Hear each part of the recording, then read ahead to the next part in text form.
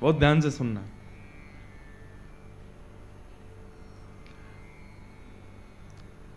राधा रानी के गोलोक धाम में एक मणि का पिंजरा है। उस मणि के पिंजरे में एक सुख पक्षी रहता है जो कि सुखदेव जी ही हैं। ये सुखदेव जी के जन्म से पूर्व की कथा है। राधा रानी को वो सुख इतना प्रिय है, कभी कभी राधा रानी उसके पास जाती हैं तो उससे कहती हैं कहो गोविंद, तो वो तुरंत कहता है गोविंद। कहो माधव, वो कहता है माधव। कहो दामोदर, तो तोता तुरंत कहता है दामोदर।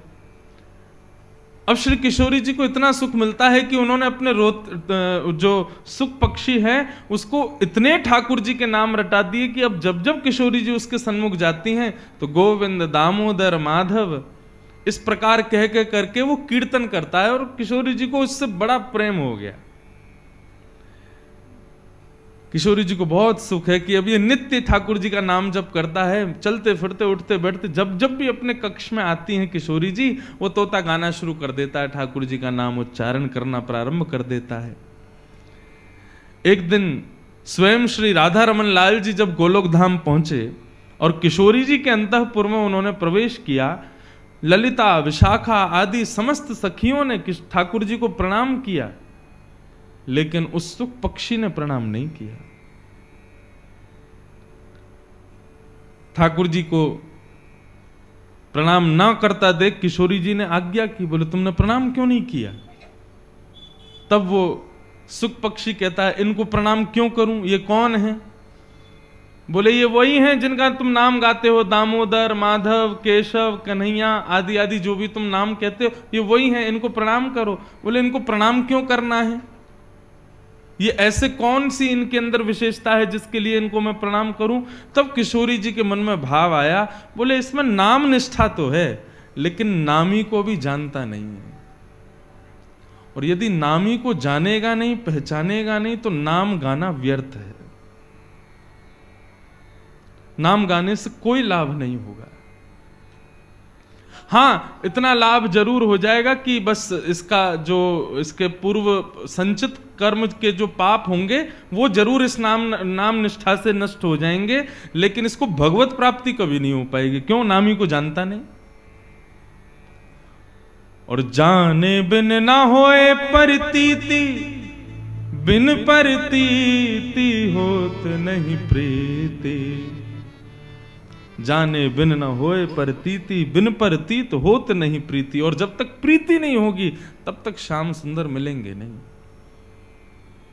तब किशोरी जी ने उस सुख पक्षी को आज्ञा की कि हे सुख, तुम पृथ्वी पर जाओ और जिनका तुम नाम गाते हो ना, इनकी कथा सुन करके आओ, इनकी कथा में रम करके आओ, तब मेरी प्राप्ति होगी, नहीं तो लौट करके मेरे पास आना मत।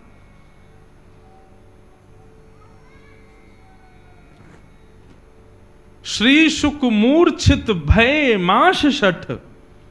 6 महीने के लिए मूर्छित हो गए शुकाचार्य जी। किशोरी जी से वियोग जब हुआ तब पुनः किशोरी जी की प्राप्ति के लिए शुकाचार्य जी ने पृथ्वी पर आकर के पहले महादेव से अमर कथा को श्रवण किया और फिर वेदव्यास जी के यहां पुत्र रूप में जन्म लेकर के संपूर्ण भागवत को अपने हृदय में धारण किया। और परीक्षित को सुना करके, कहीं भी ग्रंथों में वर्णन नहीं है कि सुखदेव जी कहां गए, कथा सुनाते पूरी करते सीधे श्री शुकाचार्य जी किशोरी जी की शरण में चले गए। तब किशोरी जी ने उनको स्वीकार किया कि हाँ, अब तुम कथा में रम करके आ गए हो, अब तुम उनके स्वभाव से, उनके भाव से, उनकी प्रत्येक क्रिया से अब तुम परिचित हो गए हो, अब तुम मेरे पास रहने योग्य हो। ये बात मैं क्यों बता रहा हूं? हापुड़ में किशोरी जी के उपासक बहुत हैं, लेकिन किशोरी जी किसको स्वीकार करती हैं? जो ठाकुर जी की कथा में रमा हो, ओतप्रोत हो, लता पता हो।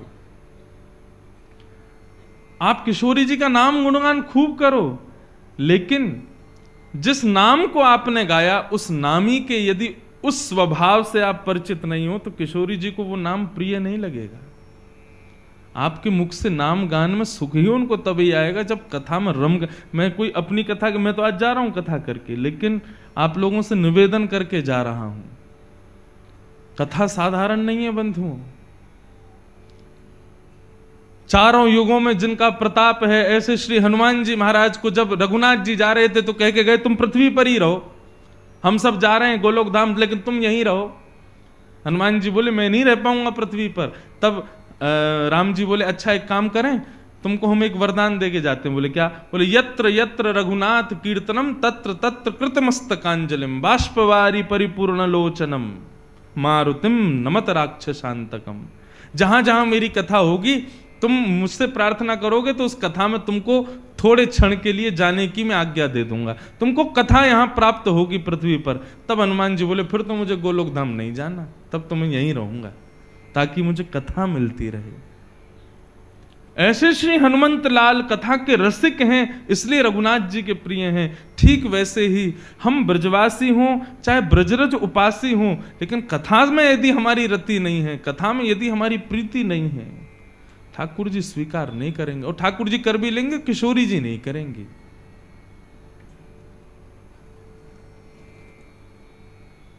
हमारे माई श्यामा जू को राज, हमारे माई श्यामा जू को राज। ये गा उठोगे आप, जब कथा में रम जाओगे ना, कथा रोम रोम में प्रकट हो जाएगी। कथा सुनने में रति, सत्संग सुनने में, ठाकुर जी की मधुर चर्चा सुनने में जब रस आने लगेगा ना, तब इस पद को गाने का अधिकार प्राप्त होगा। तब समझना कि हाँ अब किशोरी जी ने अपना वरदहस्त रखा है। नाम में निष्ठा है, धाम में निष्ठा है, प्रसाद में निष्ठा है, लेकिन कथा में निष्ठा नहीं है, तो आप इस पद के गाने के अधिकारी नहीं हो।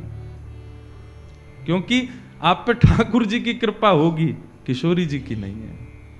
किशोरी जी की कृपा तो तब होती है जब ठाकुर जी की चर्चा सुनने में नेत्र सजल हो जाएं। वाष्पवारी परिपूर्ण लोचनम, इसका अर्थ क्या है? हनुमंत लाल जब कथा में आते ना तो उनके नेत्र आंसुओं से भरे रहते हैं। मारुतिम नमत राक्षसांतकम। कथा में रति होना किशोरी जी की कृपा का पूर्ण फल है। एक बाबा थे हमारे मथुरा में, नाम में बड़ी निष्ठा थी उनकी, नाम में और कथा में, दो चीजों में निष्ठा थी। इसके अतिरिक्त तो और कोई, उनसे कोई कहता बाबा बिहारी जी चलो, बोले तुम जाओ। क्यों बाबा आप क्यों नहीं जाओगे? बोले मेरे कमरा में बैठे हैं, चित्रपट के रूप में ठाकुर जी बैठे हैं, ये बिहारी जी से कम है, मैं इनको ही प्रणाम कर लूं। और बाकी मेरी निष्ठा तो नाम में है, मैं अपने अंतः हृदय में ठाकुर जी को प्रकट करके उनको खूब सेवा कर लूं, बाकी समय मिले तो कथा सुन लूं, बस मैं इतना ही कर सकूं, या से अतिरिक्त मेरी सेवा है ना पा रही। लेकिन कभी कभी आपकी कथा की रति से ठाकुर जी प्रसन्न होकर के अन्य निष्ठाएं ठाकुर जी प्रकट करवाते हैं। जैसे दर्शन में बहुत निष्ठा है आपकी, कि बिहारी जी का दर्शन, राधा रमन जी का दर्शन, राधा वल्लभ जी का दर्शन, लेकिन ठाकुर जी के नाम जप में उतनी निष्ठा नहीं है। कई लोग होते हैं वो कहते हैं महाराज जी हम माला जपने जैसी बैठते हैं तो नींद आने लगती है, ठाकुर जी का नाम जप जैसी करने बैठते हैं मन विचलित होता है, भागता है इधर उधर। कभी कभी निष्ठाएं ठाकुर जी प्रकट करते हैं आपकी प्रथम निष्ठा से प्रसन्न होकर के। तो ऐसी हमारे मथुरा के एक महात्मा थे, उनकी नाम में बड़ी निष्ठा थी, कथा में निष्ठा थी, लेकिन ठाकुर जी के दर्शन में इतनी निष्ठा नहीं थी, सेवा में इतनी निष्ठा नहीं थी।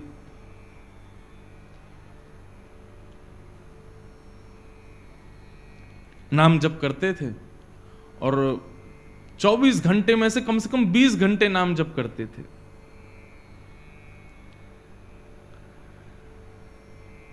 भिक्षा मांगने के लिए जाते थे ब्रजवासियों के घर, और जो मधुकरी प्राप्त होती थी उसी को पा करके अपना निर्वहन करते थे। एक मैया के यहां वो जाते थे। माताएं बहुत शांति का परिचय दें, जो पीछे आ रही हैं या बैठ रही, बिल्कुल शांति से विराजो, बस 2-3 घंटा की परेशानी हो रहा है, सहन कर लो, फिर तो जैसी आराम। तो वो महात्मा मधुकरी पाते थे। अच्छा, वृंदावन की ध्यान निष्ठा का एक रूप बताऊं? आप लोग सब वृंदावन उपासी हो, वृंदावन जाते हो। अन्य स्थानों में ध्यान के लिए बहुत कुछ करना पड़ता है, आसन लगाओ, शुद्धता का ध्यान रखो, एकांत में बैठो, तब चित्त बंद करोगे, नेत्र बंद करके चित्त में स्मरण करोगे, तब ठाकुर जी प्रकट होंगे। लेकिन वृंदावन में यदि ठाकुर जी का ध्यान करना है तो एक ही काम करना,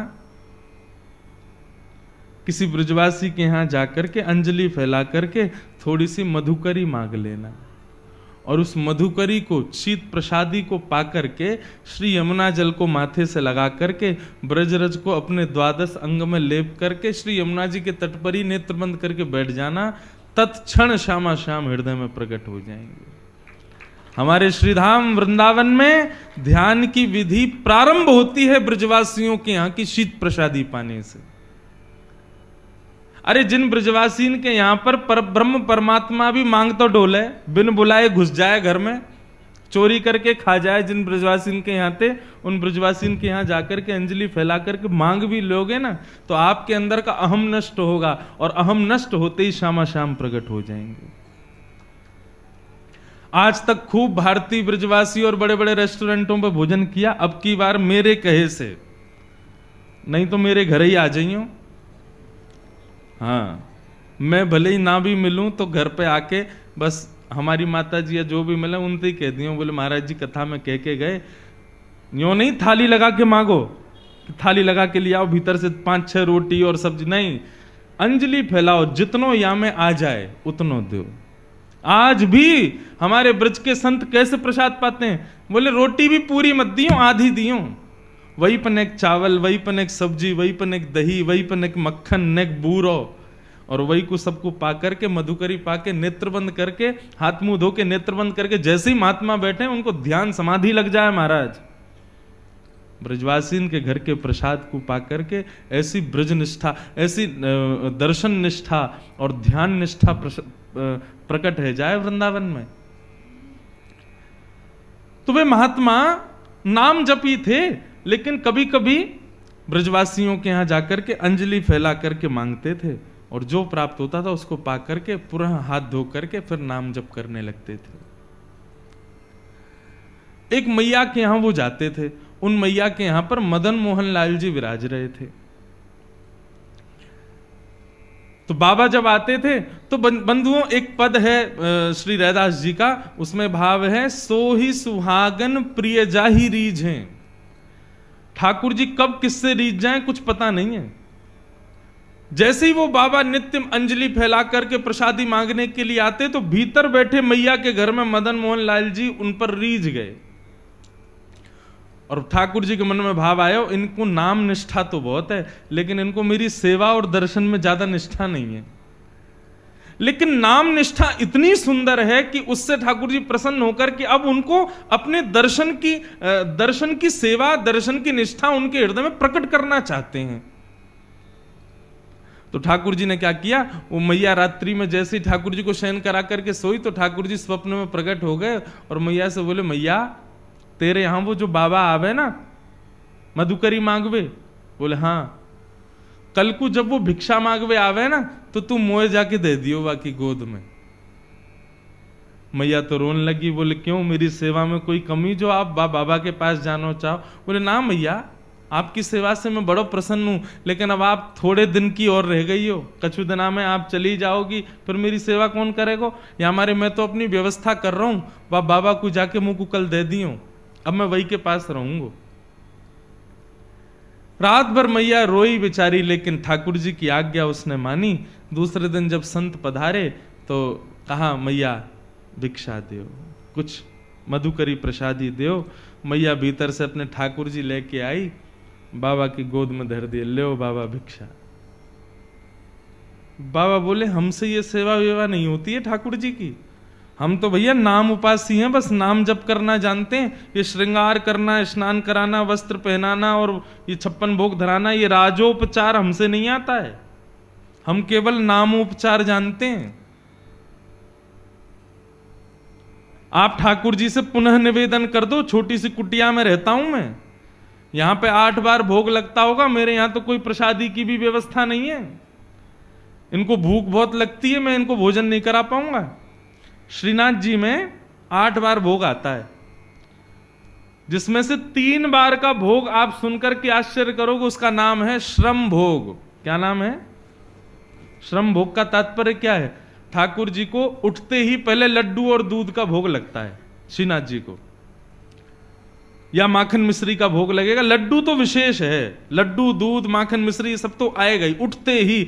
यहां तक कि ऐसा वर्णन है कि श्री नंदलाल पौड़े भय रहे में उठे ही ना है। यशोदा मैया कभी पाम दबावे कभी हाथ दबावे, ठाकुर जी उठे ही ना है, चदरिया ओढ़ ले, मुंह मत उठाओ।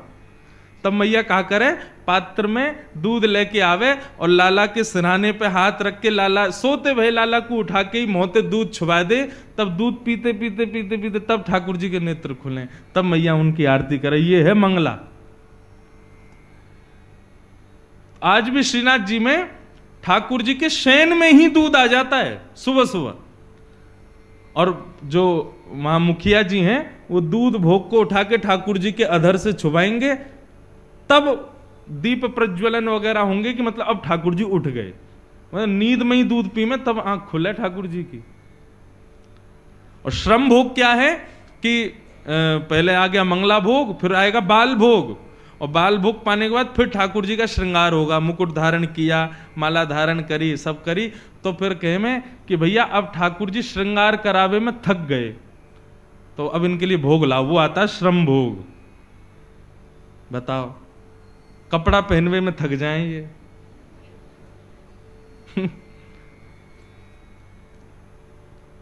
दोपहर में राजभोग के बाद जब ठाकुर जी के मुकुट वुकुट सब बढ़ा दिए जाते हैं, उसमें भी इनको श्रम होता है, फिर श्रम भोग आता है। और ठाकुर जी को मुकुट नीचे कियो ना, ने कड़ूला उड़ूला ने बढ़ा दिए हैं, ठाकुर जी को श्रम है गयो, एक और भोग लाओ। कितनों काम है, पेट ही ना भरे इनको। तो बाबा बोलो, मैया ठाकुर जी से निवेदन कर दियो, मेरे यहां कोई व्यवस्था ना है। तुम तो बहुत बढ़िया सेवा कर रही हो, 8 बार भोग लगाओ, मैं तो खुद 1 बार पाऊं, कहां से खवाऊंगा? तुम्हारे लाला है। मैया वापस ले गई, ठाकुर जी है, बोले आज रात्रि में निवेदन कर दूंगी। रात में सपने में फिर ठाकुर जी आए, बोले मैया तुमने मुंह को क्यों नहीं दियो? बोले ठाकुर जी मैं तो जानू आप 8 बार भोग लगाओ, इतनी बार आरती करनी पड़े, हर बार इतनी सुंदर सुंदर सामग्री बनानी पड़े, बाबा की यहां इतनी व्यवस्था ना है, आप कैसे रहोगे? ठाकुर जी बोले मैं रह लूंगा, लेकिन रहूंगा अब उन्हीं के पास, आप मुंह को दे दो। बाबा जैसे रखेगो मैं वैसे रह लूंगा, वो रूखी रोटी खवावेगो मैं रूखी रोटी खाऊंगा, लेकिन रहूंगा बाबा के पास। बंधुओं, इस भाव से ये पता चलता है हम सबके घर में ठाकुर जी बैठे हैं। कितनी कृपा है ठाकुर जी की। हम बच्चों को भोजन परोसते हैं तो बच्चे नाक मुंह मोड़ ले, मैया हमें नमक कम है, इसमें नींबू नहीं है, ये नहीं है, वो नहीं है। ठाकुर जी को जैसा दे दो वैसा पा लेते हैं। कई बार खीर पधरा देते हैं ठाकुर जी को, भोग लग जाती है, जब हम पाने बैठते हैं तब पता चलता है इसमें तो शक्कर ही नहीं थी, और ठाकुर जी पा लिए। कभी शिकायत नहीं करते, जैसा दे दो वैसा स्वीकार है। कैसे प्रेमी हैं ठाकुर जी। हमारे बच्चे नाक मुंह मोड़ते हैं, लेकिन ठाकुर जी कभी मना नहीं करते, सब स्वीकार करते हैं, जैसा दे दो। कभी कभी प्रसाद पाने बैठते हैं तब पता चलता है दाल में तो भयंकर मिर्चें खाई नहीं जा रही, हम उसमें पानी मिला रहे हैं, फिर नींबू डाल रहे हैं, भैया मिर्चें खब नहीं रही है, और ठाकुर जी ने पूरा भोग लगा लिया। कितने सहज हैं ठाकुर जी। इससे यह समझ आता है कि ठाकुर जी आपके घर में विराज रहे हैं, आप जैसी सेवा करना चाहो उनको सब स्वीकार है, क्योंकि वो आपके हैं। ऐसा प्रेम हम क्यों नहीं करते ठाकुर जी से। हम जैसा ठाकुर जी को वस्त्र पहना दें, जैसा स्नान करा दें। कई लोगों के घरों में जाता हूं, अलमारी में ठाकुर जी बैठे हैं, छोटी सी अलमारी में, बेचारे कभी मना नहीं करते, कभी कुछ नहीं कहते। उनके लिए शयन की कोई अच्छी व्यवस्था नहीं है, उनके लिए बैठने की कोई अच्छी व्यवस्था। कई लोगों के घरों में दर्शन करने जाते हैं, ठाकुर जी के पीछे चुईया बैठी है, बेचारे कभी शिकायत नहीं करते। हमारी शिकायतें खत्म नहीं होती। आप ऐसा क्यों नहीं कर रहे हो, हे नाथ हमारे जीवन में इतने कष्ट क्यों, ऐसा क्यों वैसा क्यों। सदैव हम ठाकुर जी शिकायत ही करते रहते हैं, लेकिन ठाकुर जी कभी नहीं करते। मुझे तो कभी कभी पता है क्या लगता है, ये जो हमारे घर में ठाकुर जी बैठे हैं ना, आप जैसी वस्तु दोगे सब स्वीकार कर लेंगे, कभी शिकायत नहीं करेंगे। क्यों? जब मृत्यु के बाद हम जाएंगे ना ठाकुर जी के पास, और जाकर कहेंगे ठाकुर जी आपने हमारे जीवन में बहुत कष्ट दिए, बहुत विपदाएं दी, बहुत ये दिया। ठाकुर जी बोले तेरी लिस्ट खत्म हो जाए फिर मेरे को देना, मैं लिस्ट निकालूंगा अपनी। वादना चुईया बैठी मेरे सिर पर, कचू कही मैंने? तेने दाल में मिर्च ज्यादा डाली, कचू कही मैंने? वहां नमक कम आओ, बिल्कुल शक्कर नहीं डालो, खीर में तेने ऐसी खा लियो मैंने, कचू कही मैंने? एक दिन जली भई रोटी मुंह को दे दी तेने, मैंने कचू कही? प्रेम से पाए हो ना। तुम सबरो परिवार 3 दिन के लिए ब्याह में चले गए, मुंह को घर में छोड़ गए अकेले, कचू कही मैंने? तो फिर मुझसे शिकायत क्यों? तो कभी कोई मुझे लगता है घर में जो ठाकुर जी बैठे ना, ये सब हिसाब बराबर करने के लिए बैठे हैं, ताकि तुम कोई शिकायत ना कर पाओ उनसे। तो मैया ने बाबा से कही, बाबा वो ठाकुर जी, बाबा के यहां कोई व्यवस्था नहीं है। ठाकुर जी बोले मैं रहूंगा वही के पास, चाहे कोई व्यवस्था ना हो। बाबा रूखी रोटी खवावे को मैं वही से रह लूंगा, लेकिन अब वही के पास रहूंगा। बड़े महल में रहते हैं ठाकुर जी, मदन मोहन लाल जी, परंतु उस महल को छोड़ करके उस बाबा की कुटिया में आ गए। बाबा ले आए, मैया ने कही बाबा आप जैसे रखोगे रहेंगे, आपके पास ही रहेंगे। ठीक है, हम तो एक बार भोग लगाएंगे बस। बोले सब स्वीकार है, आप जैसे दोगे वैसे स्वीकार है, हमारे ठाकुर जी को ले जाओ। बाबा ले आए, घर में लाए, तो अब तो मधुकरी तो भोग लगाएंगे नहीं ठाकुर जी के लिए, तो बढ़िया आटा दाल चावल सब आएगा। लेकिन बाबा बोले भाई दाल चावल वगैरह हमसे बनाने आते नहीं, आटा ले आओ, भाई को बढ़िया टिक्कर बनाएंगे, ठाकुर जी को भोग लगाएंगे। मैया के यहाँ गए, मैया थोड़ा सा आटा दे दो। आटो लाए, आटे में यमुना जल मिलायो, माड़ के बढ़िया एक टिक्कर बना के कंडा पे सेक करके और ठाकुर जी के सामने पत्तल में पधरा दिए। बोले लाल जी 56 भोग खूब पाए, अब ये रूखी रोटी पाओ। बड़ी जिद करके आए हो, बड़े लड़ झगड़ के आए हो, अब रहो ऐसे ही। ठाकुर जी के सामने टिक्कर रख के और बाबा अपने नाम जप में चले गए। नाम जप करते रहे, 2-3 दिन तक ठाकुर जी टिक्कर पाते रहे। चौथे दिन जैसे ही नाम जप में बाबा बैठे तो अंतः हृदय में ठाकुर जी प्रकट है गए। जैसे ही ठाकुर जी प्रकट हुए, बाबा बोलो ठाकुर जी प्रणाम, आप सुख से विराज रहे हो, कोई कमी तो नहीं है सेवा में? अरे ना बाबा, मुझ को बड़ा बढ़िया लग रहा है, तुम्हारी कुटिया में खूब आनंद आ रहा है, सब कछु बढ़िया है, सब आनंद ते है, बस एक निवेदन करना चाहूं आपसे। बाबा बोले आज्ञा करो। बोले बाबा तुम जो टिक्कर बनाए करो ना, रूखे आटे में तुम यमुना जल मिला करके माड़ के मुंह को खवाए दो, अब वहां में स्वाद तो कछु रहना है, 3-4 दिन ते तो मैं पा रहा हूं, लेकिन अब मुंह को यूं लग रही है कि कल ते नेक वहां में तुम राम रस मिला दे करो, नमक मिलाए दे करो आटे में, तो नेक खावे में नेक स्वाद आ जाएगा। बाकी सब आनंद है, कोई दिक्कत नहीं। बाबा बोलो ठीक है भैया, आपको बढ़िया टिक्कर पवाएंगे, कल से राम रस लगा देंगे। तो मैया के पास गए, मैया आज आटो दियो, आटे के संग में राम रस और दियो। मैया बोली है गए चट्टपने चालू, चलो आगे आगे देखियो का होएगा। अब तो दूसरे दिन आटे में नमक वमक मिला के बढ़िया टिक्कर बना के ठाकुर जी को पवाया। 2-4 दिन ठाकुर जी वैसे ही पाए। चौथे दिन ठाकुर जी फिर प्रकट है गए। बाबा बोले ठाकुर जी सब आनंद, कोई कमी तो नहीं सेवा में? ना बाबा सब आनंद है रो, खूब चकाचक पा रहे हैं हम तो। बस बाबा ने एक बात कह रो। बोले कहा, तुमको मेरी आवाज ने कर्कश लग रही है? बाबा बोले हाँ नेक लग तो रही है कमजोर सी। बोले बाबा वो रूखी रोटी खा खा के मेरो गलो जो है का वहां में रोटी इर्ज गई है। अरे सरकार आपको कष्ट है गयो, इर्ज गई समझ गए? इर्ज गई मतलब फंस गई है। तो बाबा बोले आज्ञा करो। बोले मैं तो बस यूं कह रहा हूं कि कल ते नेक घी चुपड़ दोगे वहां में रोटी में, तो नेक वो नेक आसानी तो भीतर चली जाए करेगी। बाबा बोले मतलब अब कल से आटा नमक और घी भी लाना है। अरे बाबा ने बस घी लिए ही हो, या हम घी के बिना मक्खन के बिना तुम कभी ना रहे, आप सब पता है। बाबा बोले ठीक है। दूसरे दिन गए, मैया आज आटो दियो नमक दियो, नेक्स्ट सोचो घी और दे दियो। मैया बोली ले जाओ प्रेम से पवाओ। अब महाराज आटे में नमक वमक मिला के बढ़िया टिक्कर बना के घी चुपड़ दिया, ठाकुर जी को भोग लगाया। 4-5 दिन ठाकुर जी ने कोई शिकायत नहीं करी। 6 दिन बाद ठाकुर जी फिर प्रकट भये। बाबा बोले ठाकुर जी अब तो ना रिझ रही गरे में? ना बाबा अब तो सब बढ़िया है, रोटी में बढ़िया नमक को भी स्वाद आ जाए, घी भी बढ़िया है, नीचे चली जाए। मैं तो बाबा बस यूं कह रहा हूं, कल तो एक आलू और ले आया करो, वह आलू है भूंज के वहां में नमक मिर्च डाल के बाकी चटनी बना करके वह और धर दे करो संग में। बाबा ने उठाए ठाकुर जी और लेके गए मैया के पास, बोले धरो या अपने पास ही। अरे अभी आटो आयो, नमक आयो, घी आयो, ये तो 56 भोग ले आएंगे कल को घर में, कहां भजन करूंगा मैं। जैसे ही मैया की गोद में दिए ठाकुर जी प्रकट है गए और बाबा के गले से लग गए।